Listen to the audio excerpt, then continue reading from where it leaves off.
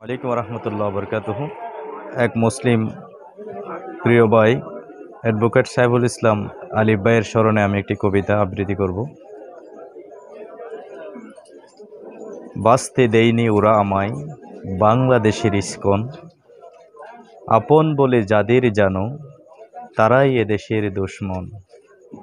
কষ্ট দিয়ে মারলো আমায়, ধরলো চেপে গলা, এই দুনিয়ার কেউ দেখেনি আমার মরণ জ্বালা। ওদের মনে ছিল না ভাই তিল পরিমাণ মায়া, কান্না করে বলছি আমি একটু দয়া। গায়ের জুড়ে ধরলো এরা, গলায় দিল দা, কোন পরাণে বলবো আমি ওরাই স্বজন দা।